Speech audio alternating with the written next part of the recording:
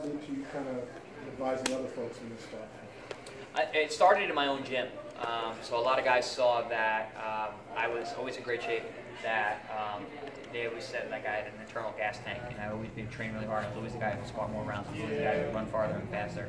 I made weight easier than everybody else. So, you know, you're going to notice that. You know, why am I suffering and this guy's not? You know, this guy cuts more weight than me, but he looks fine.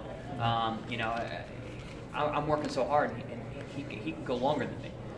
So guys started to realize that. Also, just kind of my like post-workout protocols and the foods that I brought with me. Everyone started to kind of notice that, and when they started to ask me about it, I had scientific answers. So that kind of the smarter guys started to realize that I knew what I was talking about, and they started picking my brain whenever I was in the gym. And more that just kind of became the thing, and my coaches were starting to send their fighters to me to talk, and I was working with regular clients, and fighters were coming to me, and it's something I've been doing, I mean, honestly, since my early 20s, you know, because it was just something that I always did and enjoyed, and guys were asking me when I was in the gym. And then really having to lead up to, you know, you working with them before that. So with Danny, it was, man, that was just, it was, I don't want to say it's like it was like serendipity, the way it worked out. You know, it was just the timelines worked out, and that he had this huge fight, and he wanted the best possible preparation. And I was off at the time, and I was working with Stony Brook, and I think that had gotten wind to a lot of people that I was working with athletes, and you know, our management spoke to each other and see if we could work it out, and we did. Danny talked about it being more valuable than just a nutritionist, having a guy like yourself who's been in that ring and had those experiences. I don't know how close you guys were before that, but it seemed like, you know, it became more than just a professional thing, a good relationship developed.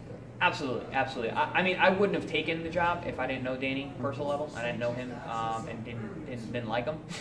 You know, because you got to spend 8 weeks with a guy, day in and day out. I mean, you got to get along with him. So we had that background that, you know, we were familiar and friendly. But definitely spending that much time with someone, going through an experience like that, and me sharing my experiences in a similar situation, definitely, you know, a relationship created out of that. And, you know, he's a great guy, and what he's done is an incredible thing. And the training camp was great. You know, we really, I mean, the whole team, everybody came together. You know, and Danny went out and he performed great. What was the daily experience out like? So it was funny.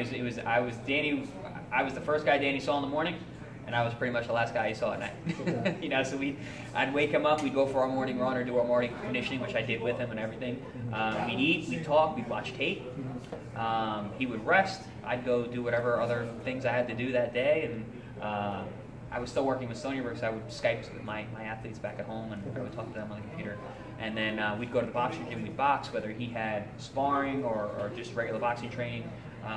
When I would get my workouts in around his, and then I would be there to make sure that, you know, just watch what he's doing, kind of so I get an idea of how he was progressing.